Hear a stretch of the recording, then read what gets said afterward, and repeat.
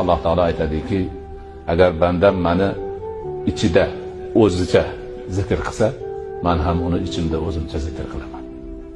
Agar bandam meni ko'pchilikni, odamlarning ichida zikr qilsa, men uni ko'pchiligidan ko'ra yaxshi ko'pchilikni ichida uni zikr qilaman, ya'ni farishtalarning oldida.